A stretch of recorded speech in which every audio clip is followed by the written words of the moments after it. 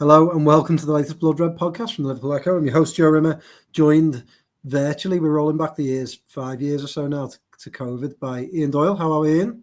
I do not have COVID. Do you? No, we don't have COVID. That's, I mean, I know what you meant, but I'm just, pointing out the fact we don't have it. Yeah, back in your living room there, or your spare room. Paul Gorse, you're in one of the spare rooms in the office. How are you, Paul? Yeah, good. I was just listening to that jaunty little Blood Red intro music that I haven't heard for a while. I don't miss that little entrance music. Isn't that your ringtone? No. I'm still on the Nokia 3210 ringtone, I think. The Dom Jolly ringtone. Well, put Snake down for now and let's crack on with this podcast. Because we've got plenty to get through ahead of what is a huge weekend for Liverpool, for the city.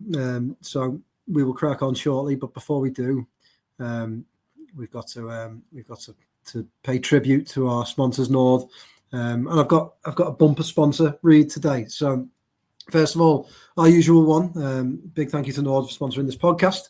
And to get the best discount of your NordVPN plan, go to nordvpn.com/bloodred. Our link gives you 4 months extra on a 2-year plan. There's no risk at all with Nord's 30-day money-back guarantee. The link is in the podcast episode description box. And of course, Nord, Gorsey, you may be going to the tour in the summer, and I'm sure you'll have Nord in your pocket, looking after you while you're there. But what's more, you can also now download Saily from Nord. Saily is a eSIM, which covers many bases. You download it just once. It's got affordable prices, global and regional plans. You can save time, so you don't have to wait in line at the airport to get yourself a SIM card. Avoid scams, protect your privacy, save on mobile data. It's actually got a really cool tool that has got a built-in ad blocker to stop adverts from using up all your data. So it'll save you data. It's compatible with all different types of phones. You've got 24/7 support, and you can get a full refund if your device isn't eSIM compatible. So you can download Saily now on the App Store and use our code BLOODRED, that's just BLOODRED, at checkout to get an exclusive 15% off your first purchase. For more information, please go to the episode description box. A little bit more housekeeping. Obviously, we're not live on YouTube today, so you can't press the bell. You can't leave us questions or comments, but we'll be back on Monday live, so you'll be able to do that then. But you can still like, subscribe, give us some stars, give us some thumbs up, give us all the nice things, and you can send me questions. I've got a fair few today, so we'll crack through them immediately. But if you'd like to send me questions, joe.rimmer@reachplc.com, and we can ask them here on the Blood Red podcast. And yeah, I think we'll kick straight off with some questions, because I've got lots of decent ones here. From all sort of different types of ones. So we'll start off with Nick Williams, who says he's a greedy man, is Nick, and he wants to know what Liverpool need to do to win the Champions League next season. He says, I feel there's too much talk about there being no value in Liverpool finishing top of the mini league as they got PSG. The issue wasn't Liverpool being top. It was just the fact that PSG finished so low that couldn't be accounted for and could happen every season. For that reason, I think Liverpool were unlucky to go out on penalties, and it could easily be them in the final. What do you guys make the difference next year? Signings, tactics, or just a bit of luck? Go on, Ian. We'll go to you first. Tell us what you think. Well, if you look at the table, the Champions League table, of the top 4, 3 of them got to the semi-final. Inter Milan, Barcelona and Arsenal. So Liverpool were the only ones who missed out, and yeah, it's because they were playing PSG. So, if they want to get further in the competition next season, they don't really have to do much different, do they? Let's be honest. They'll probably end up with a bit of a stronger squad because we know there's going to be changes. And even in the league stage, they didn't have some tough games, which they managed to negotiate their way through. I think we mentioned in the past, they ended up playing 2 teams from Germany, 2 from Spain. Was it 2 from Italy? Yeah, 2 from Italy. They played all the champions as well, didn't they? Yeah, 2 from Italy, 1 from Holland, and 1 from France, which are the other top leagues in Europe apart from England. So they couldn't have had it much tougher. I mean, what I would say on that is that Barcelona had a tough one as well, and it was just interesting that they were the 2 teams that ended up finishing first and second. I think next season Liverpool will have learned that you don't really have to massively go and win every single game in that group stage. And I think it won't just be them; it'll be most of the other teams will think exactly the same thing. So I think that could even itself out. But yeah, I don't see they have to do very much difference. It's just get a squad, with a few more extra players, a little bit more depth, and players that Slot's actually going to pick, as opposed to players that he doesn't really want to pick, which has been quite clear this season. There's some that he'd rather not play if he didn't have to. And then he can move forward from there. All right, Gorsty, I'll keep. Yeah, go on. I totally agree with that from Doyley. I think I think one thing that Arne Slot will have learned from this season. Yeah, we don't often agree. I think one of the things he will have learned this season is, he needs to rotate a little bit more. We've seen players like Ryan Gravenberch at certain times of the season just look like they've been overexerted, don't they, at certain times. And I think, he will do that by improving the squad in his eyes, because I think, let's face it, he hasn't exactly trusted the likes of Darwin Núñez and Federico Chiesa and Harvey Elliott too much, as he certainly with Taro Endo either, other than, very specific game state performances. And those players are often coming in, with the exception of Endo, they're often coming in to try and change the game with little to no momentum or rhythm. So I think players who are going to play more regularly throughout the course of the season will help towards that.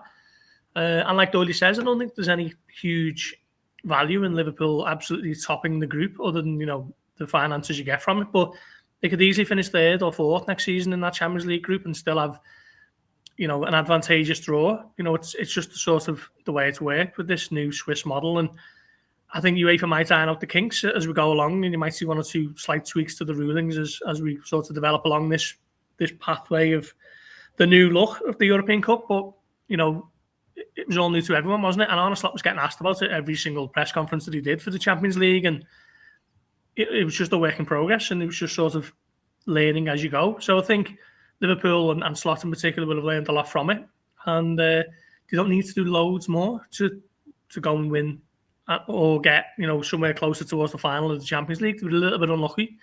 They met a PSG team who've been probably the best team in Europe since January onwards, took them to penalties. That certainly could have gone either way.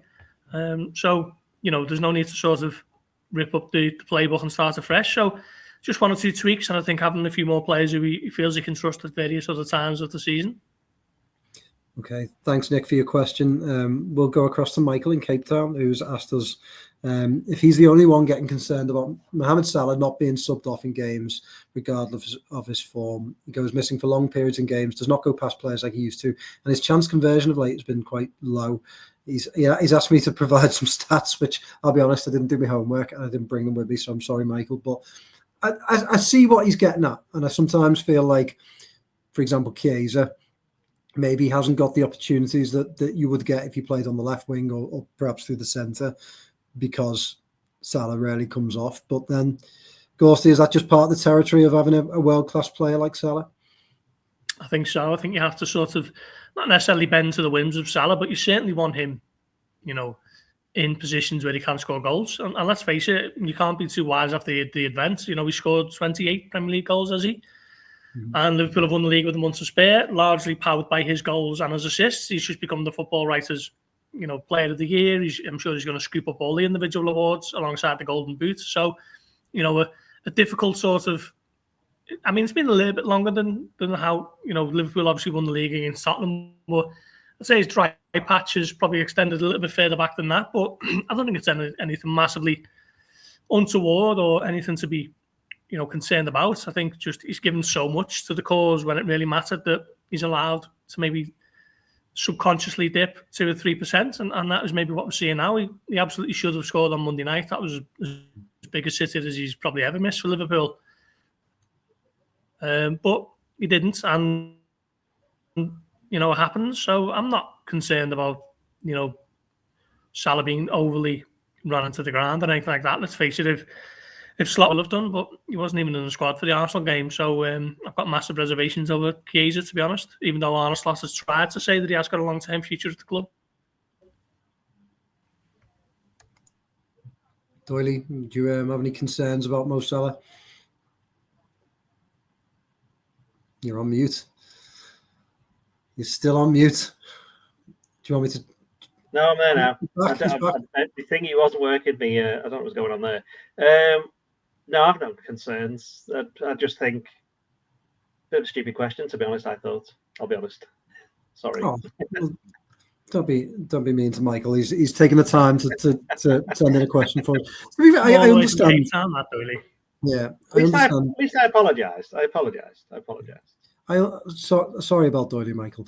But yeah, I mean, I understand the question. Even I do think you have to sort of do this for world-class players, and Mohamed Salah's world-class and has spearheaded Liverpool's title charge. But he just, I can kind of get why sometimes you'd be frustrated that he doesn't get subbed off. But, the proof is in the pudding in terms of his goals and assists this season.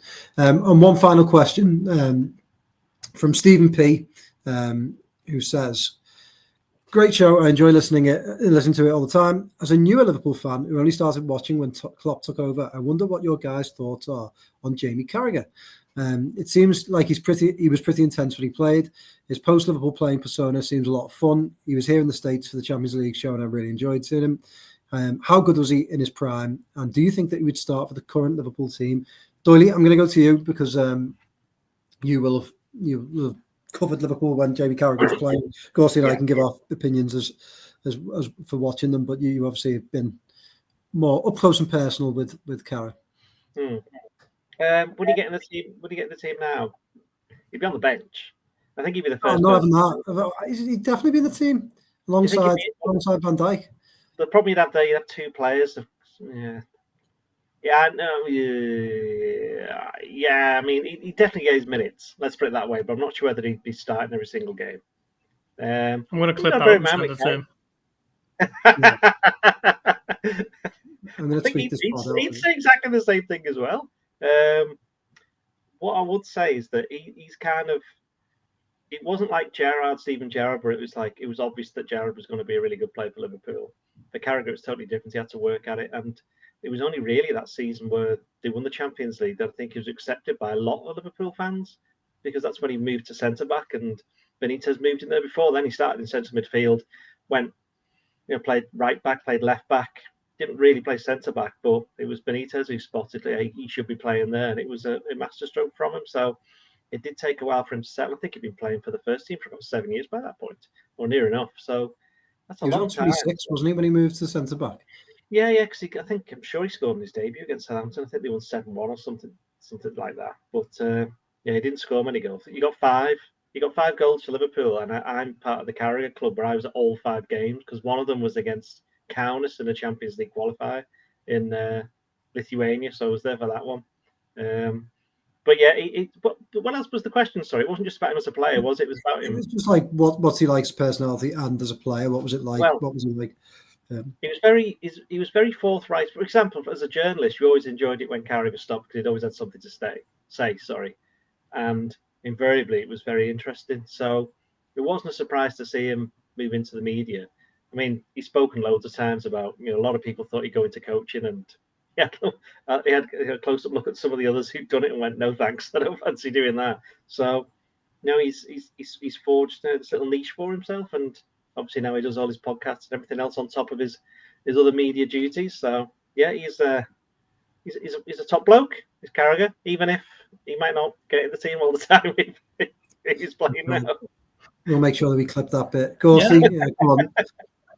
I'd go along with that. Obviously, I think Carragher's peak at Liverpool was probably between 2004-05 to about maybe 2009, when he played under Rafa Benitez and obviously wins the Champions League, wins the FA Cup, comes so close to winning the Premier League, and he was a virtual ever-present, wasn't he? But I think it gets overlooked how good he was in the 2001 season as well, because he played at left back there, and he was almost shoehorned in because Christian Ziege wasn't really cutting it. He was injured here or there, and I'm not sure if Gregory Vignal was knocking about them, but Carragher made that spot his own. A right-footed centre-back who essentially became, Liverpool's left-back for the full season. And I think a lot of that was to do with Gerard Houllier preferring sort of 4 centre-backs across the back 4, Marcus Babbel on the right. But, it shouldn't be overlooked what he did that season as well, winning the treble. And I think he played over 50 times that season as well. 737 games in total for Liverpool. Having won all he won as well. It's a legendary career. And, I didn't cover his playing career as a journalist, but, covering Liverpool in the last few years, got to know him a little bit more, and can't speak highly enough of him. Whenever you speak to him for pieces, he's always very interesting with his insights. He come in here for the pod last summer, didn't he? And it was brilliant to chat to him about a number of things then, and he will challenge you and he will push you if he feels he disagrees with you, and that's great. And yeah, like Dodie says, a great fella, and can't speak highly enough of him, really. I've changed your mind. He's back in the team. I've had a bit of a think about it. We won't clip this bit though. I know you coach won't. I've had a bit of a think, and I think, yeah, you could. What I would say about him is a lot better footballer than I think people. And I mean, football as in use of the ball and on the ball, he's a lot better than he gets credit for. But when you're in a team where Steven Gerrard is your colleague, as it were, you are going to be overshadowed in that regard. But no, I think he gets in. Obviously, alongside Van Dijk, not instead of him. I think Carragher doesn't get the respect he deserves for the playing career he had, again, outside of Liverpool circles, and maybe that's just because he's such a media personality now, and it's nice, opposition fans think it's nice to have digs at him, and there's always this thing, isn't it? He didn't win the Premier League, as if that somehow diminishes someone as a player, which I find slightly odd, because he won absolutely everything else. But I think he was kind of unlucky that he was playing at a time when there were so many great, especially English centre-halves, who had sort of outstanding attributes like Terry, like Ferdinand. But I thought he was a brilliant player. I thought his performance in the 2005 Champions League final, obviously Gerrard for the way he sort of drags the team over the line, and maybe Dudek for some of the saves he made. But Carragher put in just as much of an inspirational performance at the other end. Some of the little toe pokes he gets to crosses and different things when he's absolutely racked with cramp is about as heroic as it gets. And he was in a part of that defence, wasn't he, the following season when Liverpool again probably don't get the credit they deserve for how good they were in that season in 2005-06. And he was playing centre-back throughout that season. They were mean at the back, really good defensive record. And he could just do everything, couldn't he? Like you say, Ghosty, he played left-back for a full season, did it really well. He could play right-back. And then when he moved to centre-back,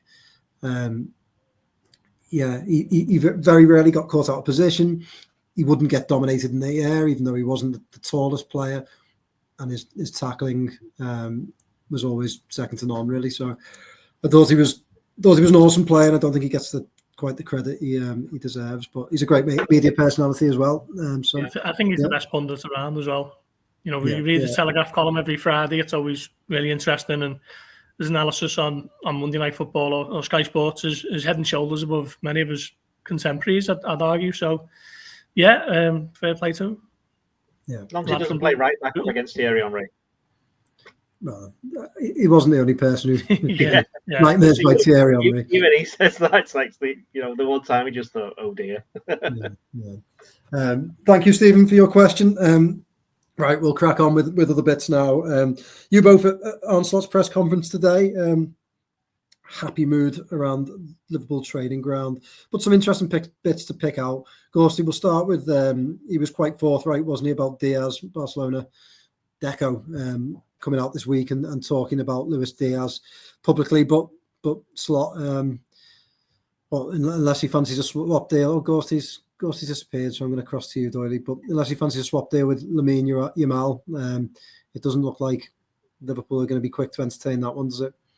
No, it looks as though that one's kind of not died a death, but it wasn't even alive at any point anyway. I don't necessarily think. I mean, there was talk last year, wasn't there, about Barcelona, but they've still got financial troubles, which is part of the reason why they've got so many youngsters come through, because they've had to, and they've given them the opportunity. So, yeah, I think Diaz is one person who over the last 12 months has probably played himself back into being in the squad in the long term. Although, as we know, they're going to have a talk with him and decide on the future direction, because he's one of the players who is out of contract in the next 2 years. So that's something that they don't want to get into a situation as they've got this season with Salah, Van Dijk and Alexander-Arnold. Mm-hmm. And then I thought Slot was quite forthright on Trent as well. He spoke quite a lot about him, didn't he, about the type of reception he deserves, but I thought it was a really fascinating insight into his demanding style and into sort of Slot's own confidence as a coach to pull Trent in his office early doors and tell him he wasn't always happy with the way he trained. Is essentially what he said, isn't it? Yeah, Trent said something, didn't he, back in whenever it was, October, I think it was, where he spoke to us after the game, and he was, I think they played Bournemouth, and he spoke at length about how he'd had conversations with Slot on it. He was good that he was trying to improve him as a defender. What he didn't go into detail was actually what those conversations were, and obviously Slot today just went, "Well, Trent's leaving now, so I'll tell you what we were talking about." And he said he wasn't particularly happy with him during some of the training sessions during the summer. He didn't think they were putting it. He was putting in 100% into some of his defending, and whether that's true or not, we don't know. You only know inside Trent's head. But what is true is that he then responded to it and clearly improved his defensive abilities, because it wasn't so much that he couldn't defend, according to Slot, it's that he didn't want to, if that makes any sense. He wasn't quite putting in the same effort as he was going forward, which you can understand to some degree because he is that good going forward. Maybe sometimes it looked like that. Maybe Slot was wrong and it was just a way of trying to get that extra percent, bit of mind games, just trying to get that out of Trent, and it worked defensively because he did improve this year. You only have to see that and look at Liverpool's record defensively as well. Poor Paul there, he's having a bit of an anger. He teased us, didn't he? He teased us. Oh, he's back again. Now he's the wrong way around. He just wants us to see how tall he is, doesn't he? Yeah, we are back. He looks like that Steven Gerrard meme. He's looking at the freezer. Yeah. We were just talking about Slot talking about Trent in his press conference there, and how forthright he was about the conversations they had on the training ground. I thought, obviously, that people with in light of current events might see the Trent side of that, you know what I mean, and use that as a stick to beat Trent. But I thought it was really interesting to show an insight into a manager who just come into Liverpool that backs himself to not take on, but certainly address one of the more senior players and be quite forthright with him.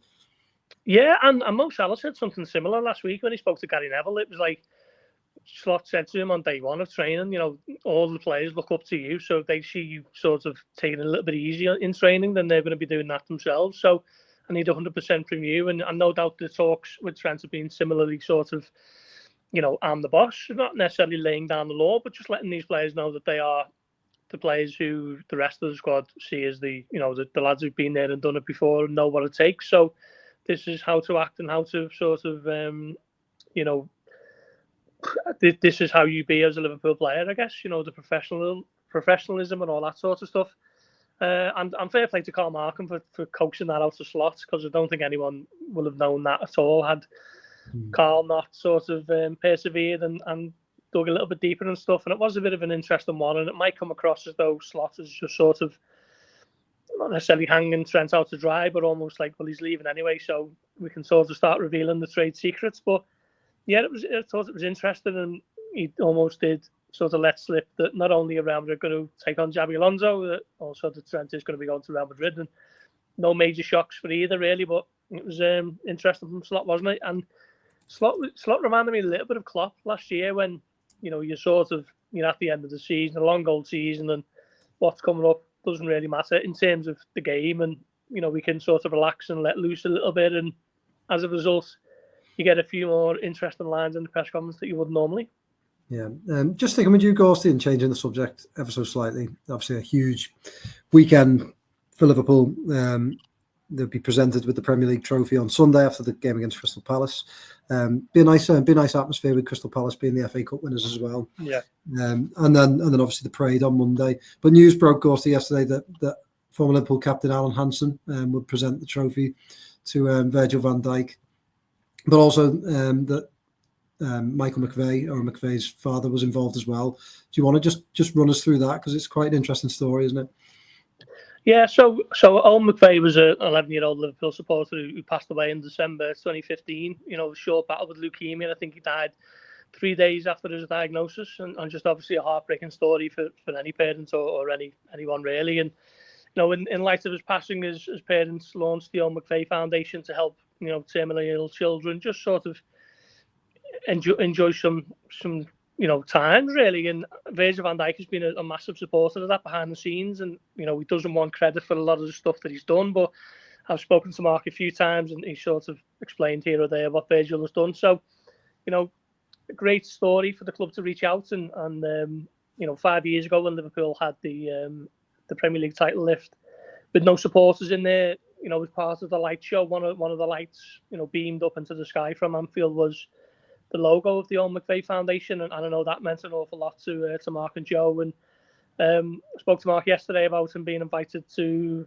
basically place the Premier League trophy on the plinth before Alan Hansen formally hands it to Van Dijk, and he's just massively excited, incredibly moved and humbled to be given the opportunity, and it's just going to it's just a little sort of cherry on the cake for supporters, really, to see the great Alan Hansen handed from one title winning skipper to another, and the McVeighs are going to be there as well. So just a nice little touch from the club, and full credit to them for doing that. And how poignant will it be, Doyley, to see Alan Hansen? Obviously, he had his health problems last year, back and handing that trophy to Virgil van Dijk. Well, that's it. He's been back at Anfield. He was back a couple of weeks ago, wasn't he? I think he was there for the Tottenham game. I'm sure he was there for that one. So, yeah, it will be. I mean, obviously, he's somebody who's held it, 3 times, I think, as a captain. He lifted the trophy, so he'd probably give him a few tips and say, no, you want to be doing it like this, kind of thing. Sure. Heavier than it looks. It's not that difficult. But yeah, it will be a nice moment, because obviously Kenny Dalglish did it, didn't he, in 2020? And that was on the cup, wearing masks, nobody around apart from me, Ghosty, and a couple of other people who were there for the press, and a few friends and family of the players. So this time there'll be an awful lot more people, a lot noisier, and the celebrations, I think, will go on for quite some time. Yeah, and Monday is going to be incredible, isn't it, Ghosty? I think the scenes across the city will be amazing, and there's going to be some extra special people in town as well for Sunday's game, and they might possibly be sticking around for Monday. I don't know, but a few big names. Yeah, it's going to be interesting, isn't it, to see who's there. Obviously Jurgen Klopp is in the city. He's at the LFC Foundation's Gala Ball tonight. Rafa Benitez is in the city as part of the Red Weekend, the 20-year anniversary since the Istanbul comeback, isn't it, on Sunday? So, I imagine they will both be at the game. And, this is one of the things that Liverpool does so well, sort of keeps their heroes and idols on that pedestal, don't they, even long after they've left the club. And, when they sort of cynically refer to it as the LFC family, this is almost what they mean, this type of stuff. So, yeah, it's going to be a brilliant day. Obviously, the game itself will be, could be anything really, any score, any performance. But Palace fans are going to be arriving on Merseyside for the first game since they won the FA Cup. It'll be 8 days ago, won't it, since they beat City at Wembley, the first major piece of silverware in their history. So they're going to turn up and get fully into the party atmosphere. And, it's probably a bit of a rarity that you get 2 fan bases in such jubilant mood at the exact same time at the same game. So it's just going to be a memorable sort of 48 hours. We should invite Tottenham, shouldn't we, Dan? We should invite Tottenham for the day as well. Just bring them down. You were delighted for Tottenham, weren't you, Doyley? You've been tipping them for the success. Well, I missed out on a tenner, didn't I? Missed out on £10 from Mr. Paul Gorst. I gave him that money there, so there you go. I was going to mess you about that immediately at full time, but I didn't want you to think that it was playing on my mind. Can you explain this to the listeners, because they won't have a clue what you're talking about? We had a bet earlier in the season, yeah, and my take was basically, it doesn't matter who Manchester United get in the knockout rounds. They're awful. They're going to get beat. So when they drew Real Sociedad and they beat them, I owed Doyley a £5. And he said, tell you what, if they win the Europa League, you owe me a £10. If they don't, then we'll call the bet off. So, yeah, Tottenham win, and I, don't mind. I feel I can sort of live without a £10, but I didn't want to give it to Doyley with all my living might. So I'll take that win. I was the world's biggest Tottenham fan on Wednesday night, I must admit. It was, yeah, I mean, the only thing that took me, I know this isn't the Tottenham podcast, leave that to Golden Guest, but when Son came on, I couldn't believe how old he looks. He's so slow now. It's like Young Min granddad. Wasn't it's just like how long have you been waiting to say that? Young Min, older relative. Anyway, moving on. One more thing on this weekend before we quickly talk transfers. There's another big event going down this weekend, and it goes down tonight, doesn't it, at the Eggborough Farms?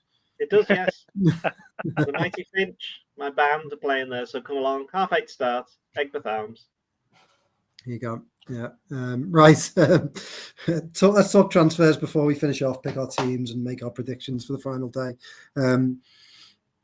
There was no updates in Jurgen Klopp's Arne Slot's press conference today, but still believe that the Jeremy Frimpong news could be announced imminently, Ghosty?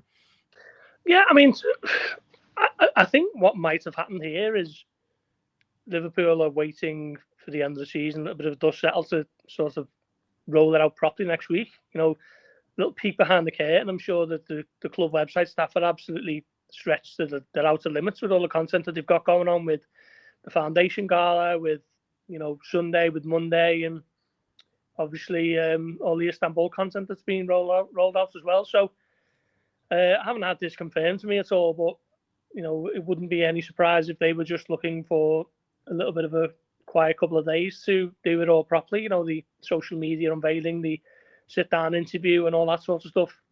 And there's been no suggestion that anything has gone wrong with the medical or anything like that.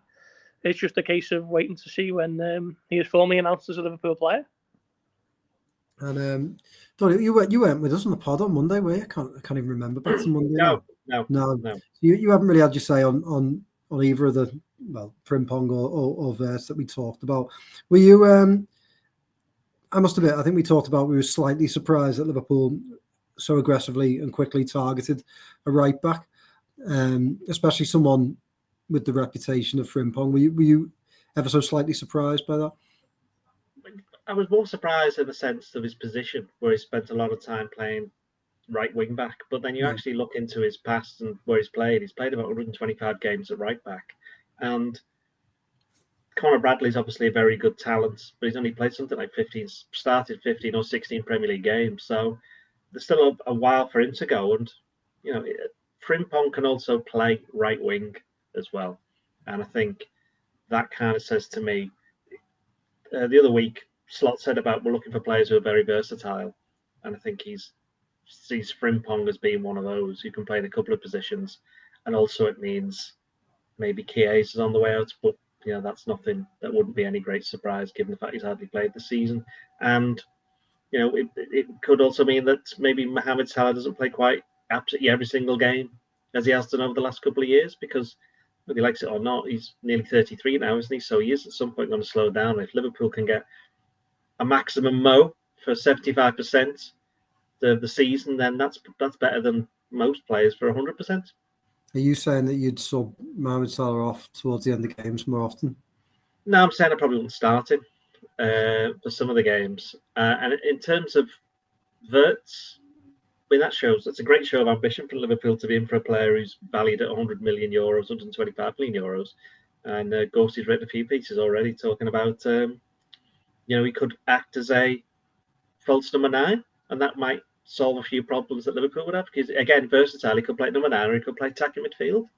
And if that's the case, then you're looking at someone like Harvey Elliott and going, is he still going to be around? So, that Liverpool have been linked heavily. Well, we know they're going to sign Frimpong, and we know they're interested in Verts, and we haven't even mentioned Kerkez yet, have we? Which also again shows that a left back's going to be on the way out. But again, we knew that. We've known that for a while. So I think the most interesting thing about those three things is that Liverpool are in for Verts, and they're looking at him, and they'd be quite happy to go after him and pursue him. So again, but from our point of view, why wouldn't you? Liverpool have just won the league. They're in the Champions League next season. They're going to be one of the main contenders. And if Bayer Leverkusen don't really want to sell to Bayern Munich, Liverpool seems a very good option for not just him, but for any player. Absolutely. Of course, anything you want to say about Verts before we pick our teams and make our predictions? No, I mean, it's just a case of Liverpool, people you speak to still believe that Bayern Munich is most likely destination, or rather staying in Germany will be the outcome. Either he'll stay at Leverkusen another year, or Bayern will get their man. But he made it known that should he fancy a move to the Premier League, then they would like to be at the front of that queue for the Premier League clubs. And I guess the news this week that Manchester City feel it's a bit too much cost. The finance to get that deal done at a time when they perhaps need one or two other areas means that Liverpool should be number one in that queue if Verts wants to move to England. And by all accounts, he is taking the holiday to have a little bit of thinking time. I think he put on social media the other day picture from the sun lounger and a little battery charging emoji. And he will sit down with his parents. His father's his agent, Hans, and his mother, Karen, and they have been sort of hugely influential in guiding his career so far, by all accounts. So, yeah, plenty of thinking time to do for him. And then, if he does green light to move to England, then Liverpool will look to see what can be done. I think it's a really interesting signing. I don't think it's one of those that points to Liverpool looking particularly at a sort of number 10. Just if a player of this calibre comes up, then, you have to sort of be in the conversation for him. So, let's see what happens in the next few weeks. Did he have like a thinking emoji as well on his stuff? No, I think it was battery charge and maybe a sun emoji. I can't remember now. Let's hope if his agent can broker the deal, then Liverpool can get their hands on Wirtz. So, little German joke for you there. Right, let's finish off by picking our teams and making our predictions. That's the first thing I've heard on this podcast so far. You can never just let me have my moment, can you? Yeah, you're having your moment tonight at the Eggborough Farms. What was that funny one you came up with the other year that you were quite happy with? The other year, I can't remember. There's so many of them. I'll go and check my book. Right, let's pick our teams and make our predictions for the final match of the season. The big hungover contest of Sunday. Go on, I'll let you go first, Ian. Seeing as you've got so much to say. Alisson, Bradley, Van Dijk, Carragher, and Robertson. I don't think Carragher quite makes it, so Canati. Still can't get in the team, Carragher. Gorsty, do you go along with that? Yeah, I think so. I'd love to make a case for Joe Gomez, but I think if Joe Gomez is fit, I'd want him playing up front. Okay, we'll come to your forward line in a minute, but agreed. So let's talk midfield. Szoboszlai in a deeper role. I thought he did all right, but McAllister won't play. Well, he said that McAllister won't play again this season. Would you deploy Szoboszlai in that deeper role again or not? Yeah, I think I would. Just sort of making a case there for maybe give Endo a little bit of a run out, and he can sort of soak in the acclaim of the fans because they love him, don't they? But I think Szoboszlai might start deeper again, and Jones will occupy the number 10 position. Doyle? I think it'll be Gravenberch and Jones as the deeper ones, with Szoboszlai as the number 10. Yeah. Okay. Gorsey, you want to get Gomez in there in your forward line? Go on. Yeah, I mean, you played him off the left, cutting in on his right foot, or off the right, getting down the bar. I don't think Chiesa's done anywhere near enough to sort of warrant another run out, and Salah will be desperate for the assist record, won't he? He's going to win the Golden Boot, barring a minor miracle at Newcastle. So Salah, Diaz, Gakpo. Same, yeah. Dolly. Yeah, I think Salah, Diaz, Gakpo, and then if you're looking at the subs, Endo will get on, Boney. Elliott will get on. Probably Jota will get on. Maybe Tsimikas might get on, and then Gomez comes on when they get a penalty in the last minute, front of the cop end, puts the ball on the spot, and then it's both posts, the bar, and then he injures himself as he's taking the penalty, which would sum Joe Gomez up completely. Lovely fella. Hope he does score. What a nice positive note to end on. Do you want to give us your prediction? 3-0 defeat or something? Go on. I think Liverpool will win 4-3. What makes you say that? You just think everyone's going to go nuts? I just think both teams will just be like, yeah, let's just play. Let's just crack on. Look at the scores since it's, what's it been? 3-1, 2-2, and 3-2. Yeah, so 4-3 is not exactly out of the ordinary for what's happened. There's always a game on the final day that's always a bit mad. Liverpool 4-4 with Southampton a couple of years ago, and you can go right through. I think Everton have been on the end of a few drubbings on the final day, haven't they? So I'll go 3-3 draw. But you're saying, Joe, 1-0? I know I'm gonna. You've convinced me. You've charmed me, Ian, with your 4-3. So I'm gonna go with 4-3. I think that would be a lovely way to end a brilliant season. So let's hope for that then. Right. Well, thank you very much, gentlemen. We'll be back on Monday ahead of the parade and to look back on a special day in Liverpool history on Sunday. I hope you all have an amazing weekend. Can you give us any insight into what Finch might play tonight, Doyley? No, turn up. No, turn up. Okay, that's fair enough. No spoilers. Right. Go on. Sorry, Ghost. What were you saying? No, just talking through the set list, a bit of Ring of Fire or something like that. No. Our league guitarist is an Evertonian, so the chance of that happening is nil. Fair enough. That's a shame. Right. Anyway, thank you very much, gents. To everyone, have a great weekend. We'll be back on Monday, so we will see you then. Ta-ra.